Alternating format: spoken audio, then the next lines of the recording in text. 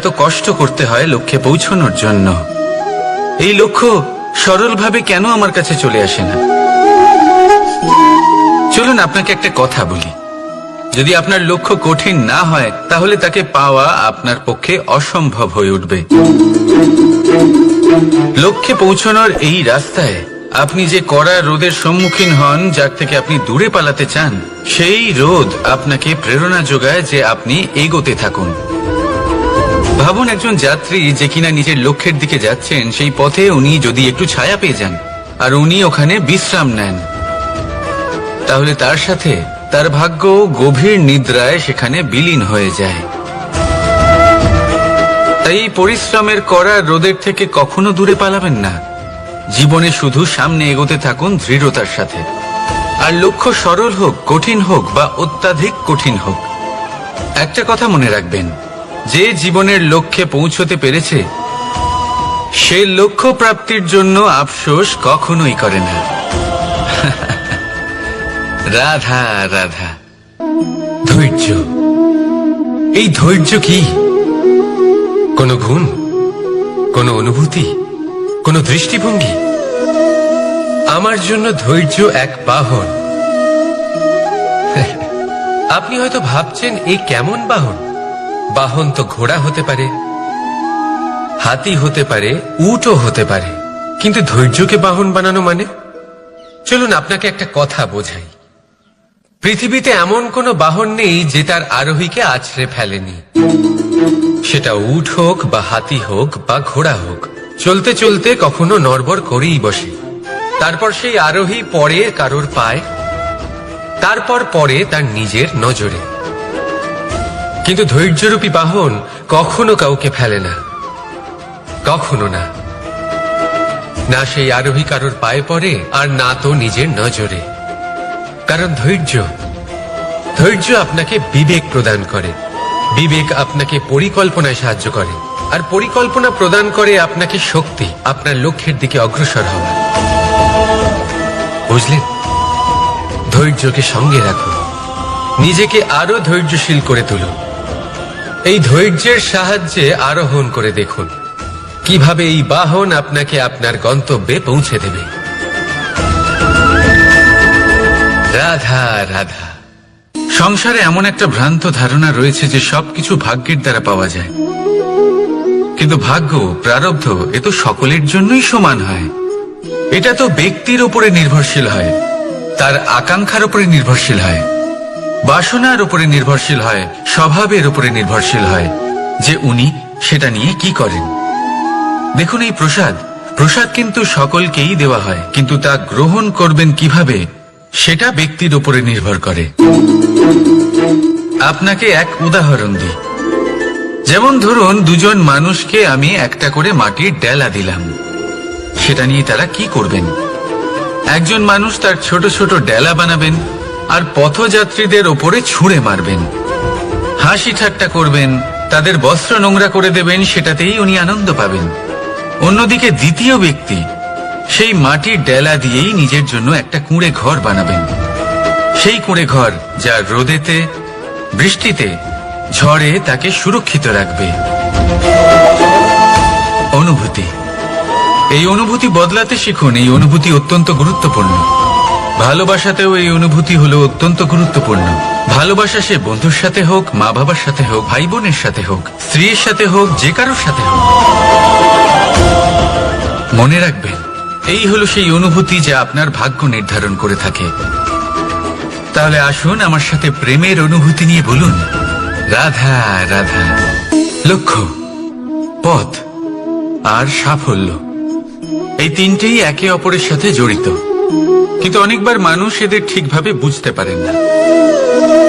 তারা ভাবেন যে যেরকম লক্ষ্য হবে সেরকমই পথ হবে, সেই মতোই লক্ষ্য কঠিন হলে পথ কঠিন হবে, লক্ষ্য সরল হলে পথও সরল হবে।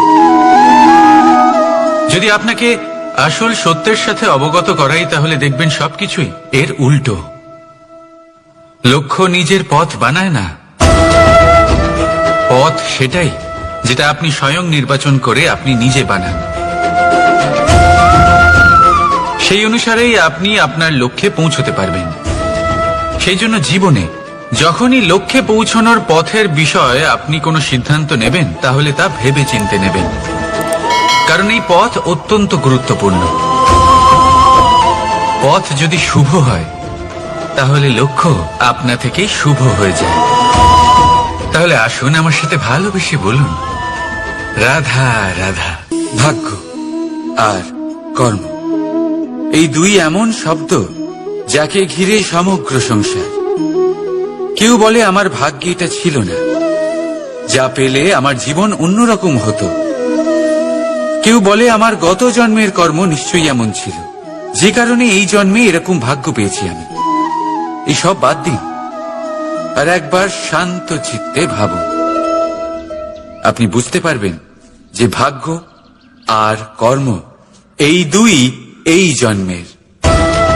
তফাৎ শুধু রাধা রাধা। নাম কত সাধারণ একটা বিষয়। প্রত্যেক মানুষ যে জন্ম নেয় তাকে একটা নাম দেওয়া হয়, যা সে পেয়ে থাকে তার মাতা পিতার দ্বারা, না হলে তার গুরুর দ্বারা, বা কোনো আত্মীয়ের দ্বারা, বা কোনো কাছের মানুষের দ্বারা। এই নামের সাথেই সে আস্তে আস্তে বেড়ে ওঠে। কিন্তু এটাই কি সেই নাম? এই নামই কি সবকিছু? কখনোই নয়। একটা নাম সেটা যা আপনি জন্মের সময় লাভ করেন, যে নামে আপনি কর্মের পথে অগ্রসর হন। আরও একটা নাম সেটা যা আপনি আপনার কর্মের দ্বারা অর্জন করেন, আর এই নামেই আপনাকে সবাই যুগ যুগ ধরে মনে রাখে। আপনার আসল নাম সেটা নয় যা আপনাকে জন্মের সময় দেওয়া হয়েছিল। আপনার আসল নাম সেটা যেটা আপনি আপনার কর্ম দ্বারা লাভ করেছেন, কারণ সেই লাভের পেছনে প্রচুর প্রয়াস লুকিয়ে থাকে, অনেক পরিশ্রম লুকিয়ে থাকে। কিন্তু যদি আপনি চান যে মানুষ আপনার নাম মনে রাখে, তাহলে আপনাকে কর্মের পথে অগ্রসর হতেই হবে। শুভ কর্ম করতে হবে, অনর্গল চেষ্টা করে যেতে হবে, মহান কাজ করতে হবে। আর বিশ্বাস করুন, আপনি একটা মহান নামের ফল অবশ্যই লাভ করবেন। রাধা রাধা। আমি এখানে একা এই বনে বসে আছি, বাঁশি বাজাচ্ছি। কার জন্য? কে আছেন এখানে? কেউ নেই। আমার প্রজা, আমার রাজ্য, আমার পরিবার আমার থেকে অনেক দূরে আছেন। আমি এখানে একা এই বনে বসে এই আকাশের এই রঙের, গাছের এই সব ফলের, মাটির সুবাসের আনন্দ উপভোগ করছি। কেন? আমি হলাম দ্বারকাধীশ। এমন কি রাজকীয় বা ভৌতিক সুখ রয়েছে যে আমি ওখানে পেতে পারি না? সবকিছুই পেতে পারি, তাও এখানে বনে একা বসে আছি। কোন সুখ খুঁজে চলেছি? একা থাকার সুখ। আমরা প্রত্যেকদিন অনেক মানুষের সাথে, চিন্তাধারার সাথে, কর্মের সাথে, পরিস্থিতির সাথে, সুখ দুঃখের দ্বারা বেষ্টিত থাকি। জীবনের এই চক্রে আমরা জড়িয়ে পড়তে থাকি। যতই আমরা এই সমস্যার সমাধান করি, আমরা ততই এতে জড়িয়ে পড়ি। আমরা এতটাই জড়িয়ে পড়ি যে যখন আমরা আয়নায় নিজেদের দেখি, তখন আমরা নিজেদের চিনতেই পারি না। এমন মনে হয় যেন আমরা নিজেদের হারিয়ে ফেলেছি। সেই জন্য প্রত্যেক দিন আপনি কিছু সময় নিজের সাথে কাটান একান্তে। এটা অত্যন্ত আবশ্যক। নিজের অস্তিত্বের গভীরে গিয়ে দেখতে শিখুন, নিজেকে বুঝুন। অদ্ভুত শান্তির অনুভূতি হবে। যেমন এই বায়ু, এই বৃক্ষ, এই পুষ্প, এই নিসর্গ, এদের মতো আপনিও কখনো একলা হতে শিখুন। কখনো নিসর্গের একটা অংশ হয়ে দেখুন। এই মন প্রসন্ন হয়ে বলবে, রাধা। একবার একটা শেয়াল বনে বিচরণ করছিল। ও একটা ছোট্ট শাবক দেখতে পেল। ও ভাবল, আজ একেই আমি খাবার হিসেবে গ্রহণ করব। আশেপাশে দেখলেও কেউ দেখছে না তো, কেউ ছিল না। আর সেই শাবকের ওপর আক্রমণ করল, যা হলো একটা ঘোর অপরাধ। বনের নিয়ম অনুসারে আপনি কখনোই শাবকের ওপর আক্রমণ করতে পারেন না। তারপর এই খবরটা যখন রাজা সিংহ জানতে পারলেন, সভার আয়োজন করলেন। কিন্তু সেখানে শেয়াল বলল, আমি তো এরকম কিছু করিনি। কিন্তু যদি আপনি এরকম বলেন, কোনো প্রমাণ দিন, এর কোনো সাক্ষী আছে? তখন রাজা সিংহ পেঁচাকে ডেকে পাঠালেন, যে সেই মুহূর্তে বৃক্ষের শাখার ওপর বসেছিল, সে সব কিছু দেখেছিল। পেঁচা সব সত্যি কথা বলল, আর শেয়ালকে মৃত্যুদণ্ড দেয়া হলো। এবার এই কাহিনী আমি আপনাকে কেন শোনালাম? কারণ মানুষও কখনো কখনো এরকম কর্ম করেন যা শিয়াল করেছে। এটা ভাবেন কেউ দেখছে না, যখন আমি অনুচিত কর্ম করতেই পারি। কিন্তু না, আপনি যাই করুন না কেন, কেউ না কেউ অবশ্যই তা দেখছে। কোনো ব্যক্তি না হলেও কোনো প্রাণী, না হলে কোনো যক্ষ বা দেব বা প্রেত। যদি এনারা কেউ না দেখেন, তাহলে ধরিত্রী মাতা দেখেন, যেখানে দাঁড়িয়ে আপনি সেই কর্ম করছেন, তাই না? তাই একটা কথা সবসময় মনে রাখবেন, কে দেখছেন কে দেখছেন না সেই বিষয়ে ভাবা ছেড়ে দিন। এটা খুব সহজ কথা। আপনি যদি উচিত কর্ম করেন, উচিত ফল পাবেন। যদি অনুচিত কর্ম করেন, তাহলে আপনি অনুচিত ফল অবশ্যই পাবেন। সেই জন্য উচিত পথে চলতে থাকুন, উচিত কর্ম করতে থাকুন, আর আমার সাথে ভালোবেসে বলুন, রাধা রাধা। বাহ, পুষ্পের সুবাস আমার খুব ভালো লাগে। অত্যন্ত সুন্দর হয় এই পুষ্প। এইভাবে চারিদিকে পুষ্প দেখে মন আনন্দিত হয়ে ওঠে। এবার আপনারা ভেবে দেখুন, আমার চারিদিকে পুষ্প নয়, আগুন আছে। তাহলে কি হবে? আমার শরীর কি জ্বলে যাবে না? অবশ্যই জ্বলবে। শরীরকে কি আগুনের তাপ সহ্য করতে হবে না? অবশ্যই সহ্য করতে হবে। এটাই হলো প্রকৃতির নিয়ম। এই নিয়ম কিন্তু আমরা সবাই জানি, কিন্তু আমাদের মধ্যে বেশিরভাগ মানুষ এই বিভ্রান্তি নিয়ে বাঁচি যে এই যে প্রকৃতির নিয়ম, তা আমার ওপর প্রযোজ্য নয়। তা কিন্তু নয়। আমাদের চতুর্দিকে এই যে নিসর্গ রয়েছে, আমরা তার কতটা ক্ষতি করি সেটা একবার ভেবে দেখুন। আমরা বনাঞ্চল জ্বালিয়ে দিই, বায়ু দূষিত করি, জল দূষিত করি, প্রাণীদের হত্যা আমরা করি। কেন? এই নিসর্গ আমরা নষ্ট করি, যদিও আমরা জানি যে আমরাও হলাম এই নিসর্গেরই অংশ। এবার দেখুন, শরীরের কোনো অংশে যদি আগুন ধরান, আস্তে আস্তে সমস্ত শরীরও জ্বলে যাবে। সেইভাবেই নিসর্গ যদি নষ্ট হয়ে যায়, তাহলে মনুষ্য জাতিও নষ্ট হয়ে যাবে।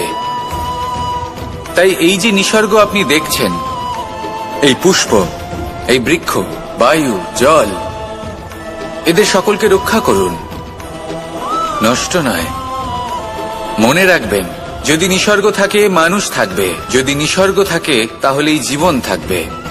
আসুন আমার সাথে ভালোবেসে বলুন, রাধা রাধা। কারই না পছন্দ বলুন তো?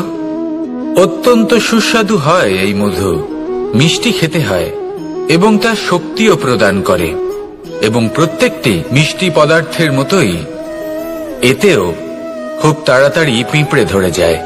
অন্যদিকে যদি নুনকে দেখি, তাহলে বছরের পর বছর রাখলেও এতে পিঁপড়ে ধরে না। এবার যদি কথা বলি বন্ধুত্বের, তাহলে বন্ধুত্ব নুনের মতো হওয়া উচিত, মধুর মতো নয়। যারা সামনে এলে শুধুমাত্র মধুর মধুর কথা বলবে, পরে এতে পিঁপড়ে ধরে যাবে, এটা নুনের মতো হওয়া উচিত। প্রকৃত বন্ধু হলো সে, যে সময় এলে পরে আপনার সামনে আপনার প্রকৃত সত্য তুলে ধরবে, তা সে যতই কঠিন হোক না কেন। আপনার দোষ, আপনার অপগুণ, আপনার খামতি আপনাকে বলতে পারবে, যাতে আপনি সেগুলো শুনে মেনে নিয়ে তারপর নিজেকে শুধরোতে পারেন। এটাই হলো প্রকৃত বন্ধুত্ব। কখনো নিজের জীবনের আশেপাশে মন দিয়ে দেখবেন, অনেক সময় এমন মানুষ থাকেন, অনেক বন্ধু থাকেন, যাদের দেখে আমাদের মনে হয় যে এনারা খুব কঠোর, এনাদের কথা খুব কটু। কিন্তু বেশিরভাগ এমন মানুষের মনটা যদি বুঝতে পারেন, তাহলে দেখবেন তাতে কোনো মালিন্য নেই। এনাদের মন অত্যন্ত পবিত্র হয়। যদি আপনার জীবনেও এমন কোনো ব্যক্তি থেকে থাকে, এমন বন্ধু থাকে, তাহলে তাদের আগলে রাখুন আর আমার সাথে ভালোবেসে বলুন, রাধা রাধা। যতক্ষণ আমরা এই সংসারে জীবিত, ততক্ষণ আমাদের সাথে সবকিছু থাকে। আমাদের ধন, সুখ স্বাচ্ছন্দ্য, আমাদের মিত্রগণ, আমাদের পরিবার, এই সমাজ, এই সবকিছু আমাদের সাথে থাকে। যেদিন আমরা এই সংসারকে ত্যাগ করব, এদের মধ্যে কেউ আমাদের সাথে যাবে না, না ধন, না স্বাচ্ছন্দ্য, না সম্পত্তি। এই সকল মানুষ, এই সমাজ, এরা শুধুমাত্রই শ্মশান পর্যন্ত আমাদের সাথে থাকতে পারবেন। তারপরে যদি আমাদের সাথে কিছু যেতে পারে, তাহলে তা শুধুই আমাদের ধর্ম। আর এই সংসারে আমরা নিজেদের যে সুনাম রেখে যাই, সেটা সম্ভব শুধুমাত্র কর্মের দ্বারা। সেই জন্য সংসারে যতদিন পর্যন্ত জীবিত আছেন, যদি কিছু অর্জন করতে চান, তাহলে ধর্ম অর্জন করুন, ধর্মের বিষয়ে স্পষ্টতা অর্জন করুন এবং কর্ম অর্জন করুন। এটাই হবে আপনার অতীত এবং এটাই হবে আপনার ভবিষ্যৎ, এবং এটাই সকলকে প্রেরণা প্রদান করবে। আসুন আমার সাথে ভালোবেসে বলুন, রাধা রাধা। কোনো যাত্রায় যাব বলে মনে করি, তখনই আমরা প্রস্তুত থাকি আসন্ন বিপদের জন্য বা সংকটের জন্য। যেমন যদি আমাদের মনে হয় যে আজকের পরিবেশ খুব ঠান্ডা হবে, তাহলে আমরা গরম বস্ত্র ধারণ করি বা সেটাকে সাথে নিয়ে যাই। যদি মনে হয় যে বৃষ্টি হতে পারে বা বৃষ্টি হয়ে চলেছে, আমরা দেখছি, তাহলে আমরা একটা ছাতা সাথে নিয়ে নিই। আমরা প্রস্তুত থাকতে চাই এবং এটাই উচিত, এবং সেই কারণেই আমরা যাত্রায় সাফল্য লাভ করি। কিন্তু যদি আমরা কথা বলি জীবনযাত্রা নিয়ে, যা কিনা সব থেকে বেশি গুরুত্বপূর্ণ, তাহলে তার জন্য আমরা পূর্ণরূপে প্রস্তুত থাকি না। আশেপাশের মানুষ, এই সমাজ, আমাদের সাথী, আমাদের মিত্ররা যে কোনো মুহূর্তে বদলে যেতে পারেন। সেই জন্য আমরা নিজেদেরকে কখনো সাবধান করি না, কখনোই নিজেদের প্রস্তুত করি না। আমাদের এটা কখনোই মনে হয় না যে এরকম হতে পারে, আর সেই কারণেই শেষে গিয়ে আমরা অত্যন্ত দুঃখ পাই। একটা অমূল্য শিক্ষা আছে যেটা আমাদের লাভ করা উচিত, সতর্ক থাকা উচিত। এই জীবনযাত্রার জন্য শুধুমাত্র এই পরিবেশের বিষয়ে তথ্য সংগ্রহ করা বা তাকে অনুমান করা, এটুকু হলেই চলবে না। আমাদের আশেপাশের মানুষজনকে দেখতে হবে, তাদের স্বভাব পরিস্থিতির ওপর নজর রাখতে হবে। যখন তারা রং পাল্টাচ্ছেন, নজর রাখতে হবে, তা অত্যন্ত আবশ্যক। পরিবর্তন আপনার জীবনে অবশ্যম্ভাবী, সঠিকভাবে তার সম্মুখীন হন। আসুন আমার সাথে ভালোবেসে বলুন, রাধা। যদি আমি আমার চোখ বেঁধে কোনো একটা নির্দিষ্ট দিকে নিজের সমস্ত শক্তি প্রয়োগ করে ছুটে যাই, তাহলে কি হবে? আমি কোথাও ধাক্কা খেতে পারি, নিজের ক্ষতি করতে পারি, কোথাও পড়ে যেতে পারি, তাই না? অর্থাৎ এটা নিশ্চিত এই কাজ আমার করা উচিত নয়। কিন্তু আজকের দিনে প্রত্যেকটা মানুষ এই কাজই করছেন, তাই না? কোনো কাজ করার পূর্বে সেই কাজের বিষয়ে সম্পূর্ণ তথ্য কোথায় সংগ্রহ করছেন? শুধু এটুকু জানেন যে এই কাজটা করলে কত ধন অর্জন করবেন আর কত নাম হবে, আর ব্যাস সামনে এগিয়ে যান। এটা উচিত নয়। পূর্ণরূপে যে কোনো কাজ করার আগেই সেই কাজের বিশ্লেষণ করে নেওয়া উচিত, তা বুঝে নেওয়া উচিত, এবং সেই বিষয়ে অবশ্যই খেয়াল রাখা উচিত যে আপনার শরীর এবং আপনার মন এই কাজ করার জন্য কি প্রস্তুত রয়েছে। যদি তা না হয়, তাহলে প্রথমে নিজেকে শুধরে নিন, তারপরে সেই কাজ করুন। যদি এইভাবে জীবনে সামনে এগোন, তাহলে সাফল্যের সম্ভাবনা জীবনে অনেক বেশি বেড়ে যাবে। তাহলে এটাই করুন, আর আমার সাথে ভালোবেসে বলুন, রাধা রাধা। এই সংসারে সাফল্য লাভ করার জন্য জ্ঞানের প্রয়োজন হয়, পরিশ্রমের প্রয়োজন হয়, দৃঢ় নিষ্ঠার প্রয়োজন হয়, নিরন্তর চেষ্টা করা প্রয়োজনীয়। কিন্তু আরো কিছু আছে যা অত্যন্ত প্রয়োজনীয় এবং গুরুত্বপূর্ণ। তা হলো ভালো বন্ধু। তাদের থাকা অত্যন্ত প্রয়োজনীয়। যদি ভালো বন্ধু থাকে, তাহলে সময় এলে তারা ঢাল হয়ে আপনাকে সুরক্ষা করবেন। সময় এলে অস্ত্রের মতো শত্রুকে সংহারও করবেন। যদি তিনি জ্ঞানী হন, তাদের মধ্যে সদ্গুণ থাকে, তাহলে এই সব গুণ আপনার মধ্যেও প্রবেশ করবে। তাহলে সাফল্যের জন্য ভালো বন্ধু পাওয়া অত্যন্ত প্রয়োজনীয়। কিন্তু শুধু বন্ধু কেন, ভালো শত্রুও থাকা প্রয়োজনীয়। এবার আপনি ভাববেন, এ আমি কি বললাম? যদি আপনার জীবনেও ভালো অর্থাৎ শক্তিশালী শত্রু থাকে, তাহলে আপনিও শক্তিশালী হতে থাকবেন। এই শত্রু আপনাকে প্রেরিত করবে আরো বেশি শক্তিশালী হয়ে ওঠার। কখনো কোনো হরিণকে দেখুন, তীব্র গতিতে দৌড়তে থাকে। কেন তীব্র গতিতে দৌড়য়? এই কারণে নয় যে কোথাও তার জন্য মধুর ঘাস অপেক্ষা করে রয়েছে, না, সে এই কারণে তীব্র গতিতে দৌড়য় কারণ সেটা না করলে তার পেছনে একটি সিংহ আছে যে ওকে নিজের ভোজন করে ফেলবে। তাই জীবনে বিপদ, সংকট এই সবকিছুও হলো অত্যন্ত গুরুত্বপূর্ণ।